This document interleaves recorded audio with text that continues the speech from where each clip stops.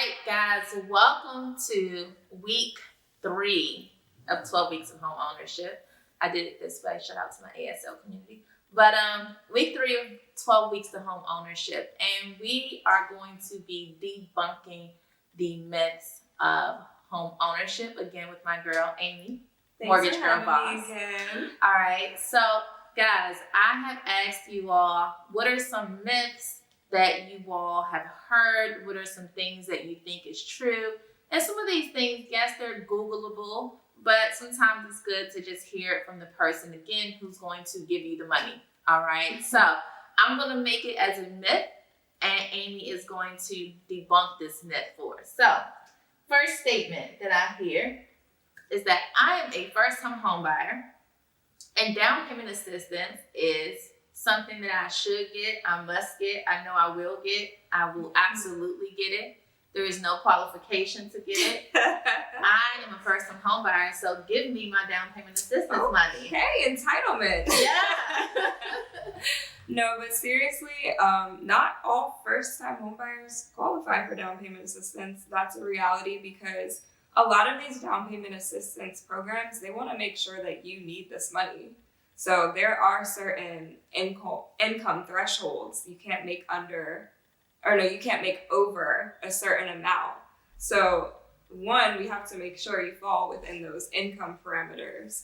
And two, they also have debt to income ratio requirements as well. So if you're doing a down payment assistance program, you might not qualify for as much as you would have if you don't do a down payment assistance program. So guys, again, it just goes back to every single person's situation is different. Yeah, you might actually qualify for down payment assistance, but that doesn't mean it's your best option. So as your lender, I'm going to go through the different scenarios with you, and we're going to determine together, okay, what makes financial sense for you in particular. So is it true that some down payment assistance programs have higher interest rates? Because the interest rates are normal now, not high, they're normal now. And so if I choose a down payment assistance program, am I going to have a higher interest rate? Is it going to be lower? Or Yeah, so that is a fact for some programs, and every down payment assistance program is a little bit different than the next. But for most state down payment program assistance, the interest rates are set through them, and we have no control over what those interest rates are. So at that point, there's no such thing as paying discount points to buy down that rate because you can't change what the rate is. There's no increasing that rate to get a lender credit back. The rate just is what it is. And depending on the market, sometimes those rates are higher than what your rate would have been if you don't use those programs. So it just depends on the timing of when you're looking to move forward. So you said something about discount points. I feel like that's something that is not talked about at all until somebody talks to a lender and sees it sometimes just on their closing cost estimate or what have you. I know when I purchased my first home, I had no idea what a discount point was. I know who my lender was, so, it just is what it is. But I think discount points showed up on my closing estimate sheet or what have you. And I just thought it was something that I just had to pay, but I didn't know what was happening. So can you talk to us a little bit about what discount points are, why they may be an advantage right now? So in your situation, they should have been disclosed upfront for sure and explained to you. And guys, so a lot of people come to me and they're like, what's my interest rate going to be? And I'm like, that's such a dynamic question. There's so much that goes into what your interest rate is. But at the end of the day, lenders have what's called a rate sheet. So there's different rates on our rate sheet, and there's a rate that's considered par. And par pricing means you're not paying discount points to buy the rate down. The rate is what it is. And then there are certain rates that you can pay for. So you're paying to get your rate lowered. So your cash to close, your closing costs are going to be higher because of those discount points.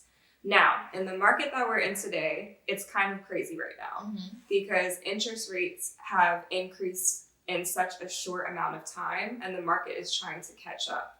So about 2 weeks ago, there was no undiscounted rate on our rate sheet, meaning that the highest rate available was costing discount points. So there was no way to not pay discount points. The market eventually is going to correct itself so that there will be pricing that's closer to par.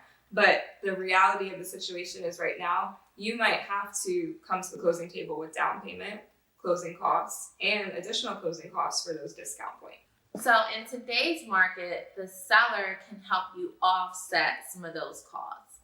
Now, if you're coming into the game thinking that you have to pay for down payment and you have to pay your closing costs, and the seller is going to help you with those closing costs, you can use that amount to go towards your discount points. That's correct. Right? Yes. However, what I also figured out sooner than later is one discount point does not equal 1%.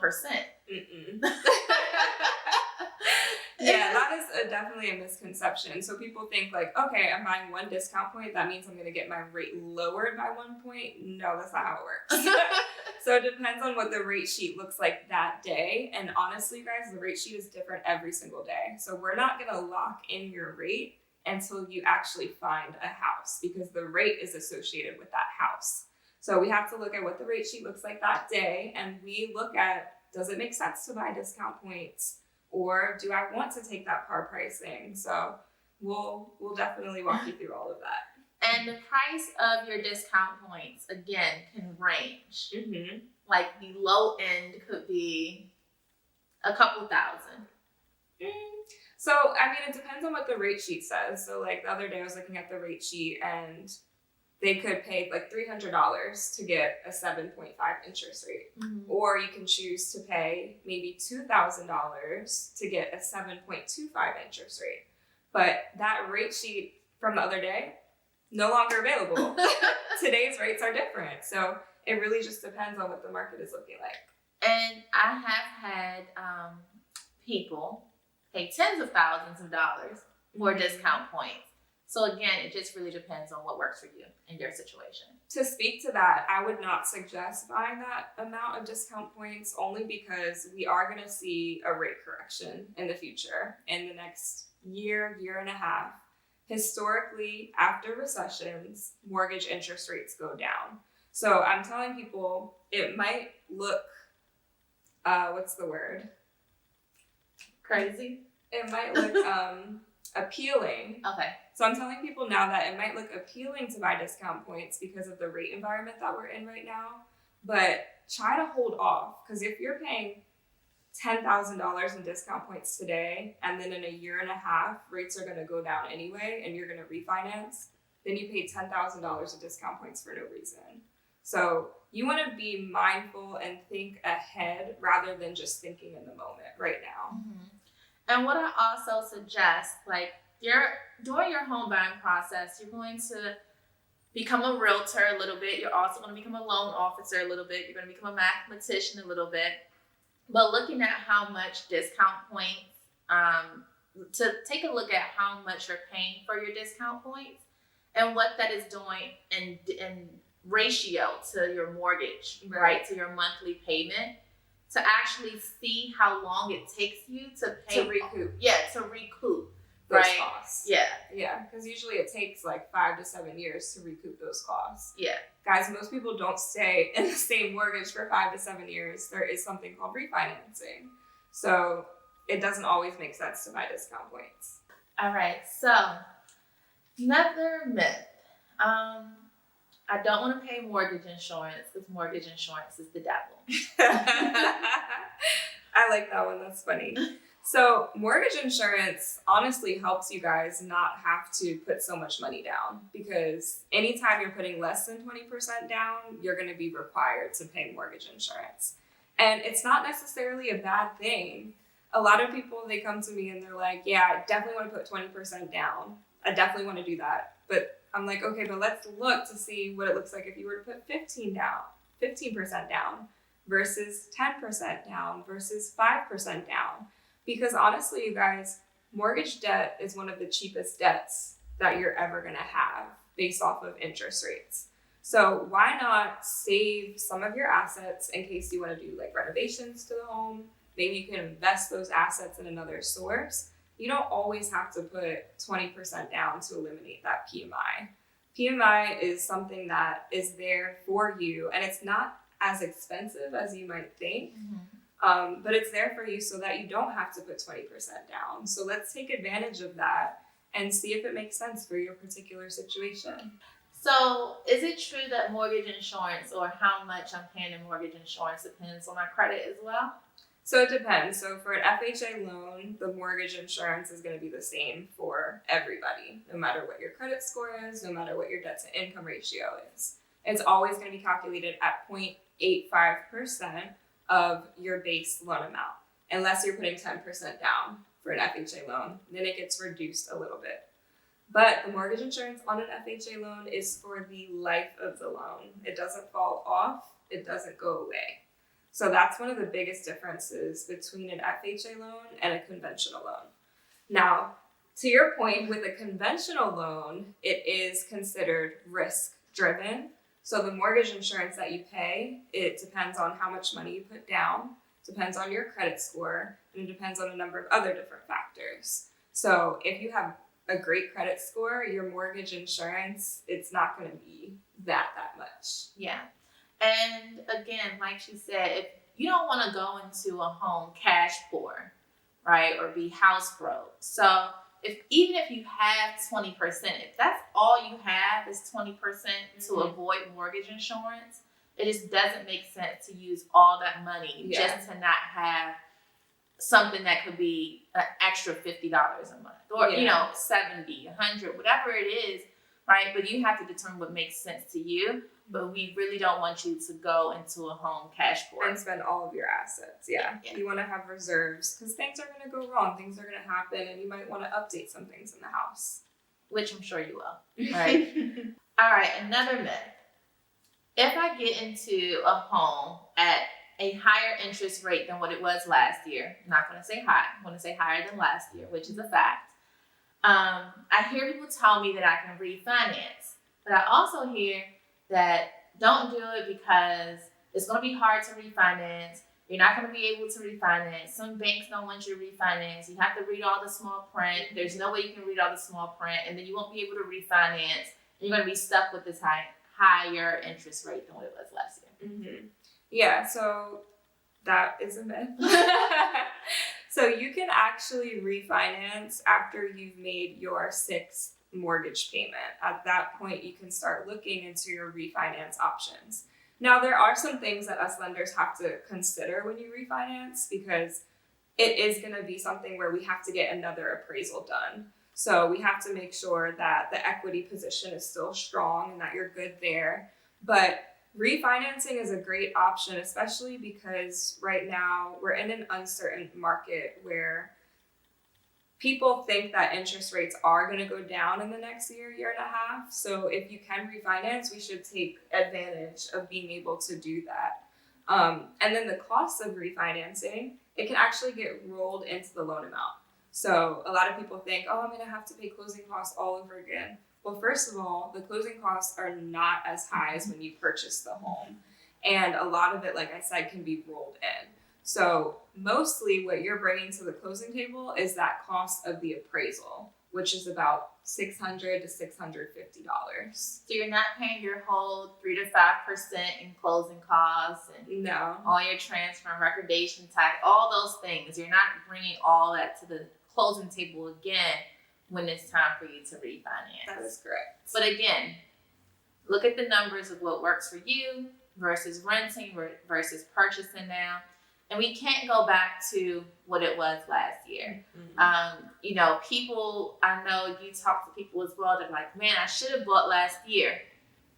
Well, me and Amy both bought the beginning of this year, right? Where interest rates were lower than what they are now. But we've also had to have more skin in the game before that as well.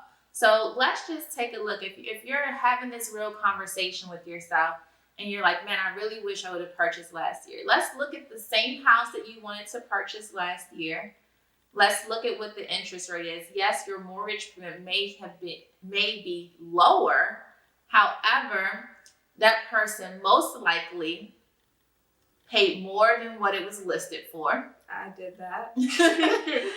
That person more than likely probably didn't get an inspection or had to have a very quick turnaround, maybe like a 24-hour, 48-hour turnaround for an inspection, if an inspection at all.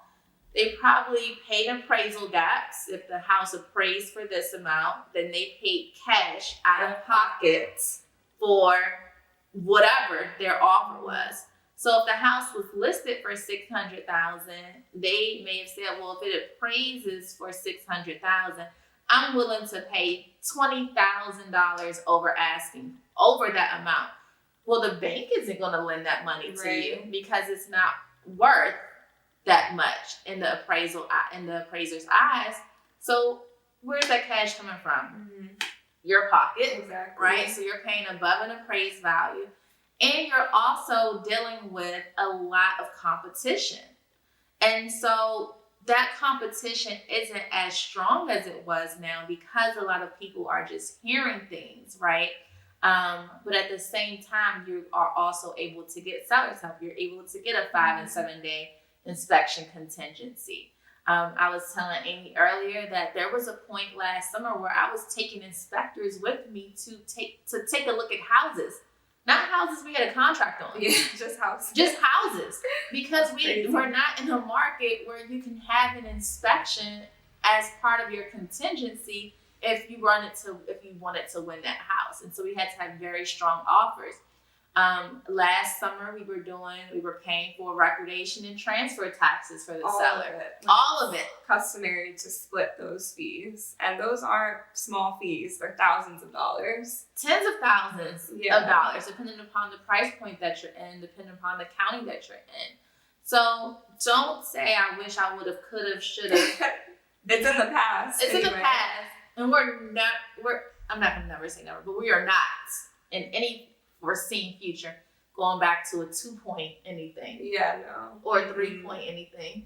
And I'll just speak to like my situation of my husband and I bought our house in April of 2022, only 6 months ago. The house went on the market on a Thursday. We went to go see it on a Sunday. The listing agent said offers are due today. So if you like this house, you need to make an offer. We had to offer, I'm talking a huge chunk above what it was listed for to win out. We also did that appraisal gap. We also paid all transfer taxes. So we had to put a lot into that transaction where Tamara says, maybe you weren't in that situation to be able to do that. So that time has passed. It's no longer here. And now buyers are seeing that they don't have to have that pressure of making an offer within 2 days. Like you can actually marinate on, okay, do I really want this house? And okay, if I want it, let me see if the seller's going to pay my closing costs. Right. At least something, right? Because last summer you were definitely given your firstborn. Yeah, you really were. That's crazy. But it's better now. It's all better now. Another myth. My mortgage just consists of my principal and interest. Because those are those calculators that you all are looking at online that aren't so glad you true. said that. Right? My mortgage calculator is only my principal and my interest, and so this is what I can afford, and this is the amount I can afford because this calculator online says this. Yeah, so there's something called escrow. So we actually, as your mortgage lender, are going to be paying out your property taxes and your homeowner's insurance when those bills become due. So those are a part of your mortgage payment. So your mortgage payment consists of your principal and your interest, of course, but it also consists of that mortgage insurance that we talked about earlier, your homeowner's insurance, which you actually shop for, and then your property taxes. So all of that combined is what's actually your mortgage payment. And that's the things that you have to consider.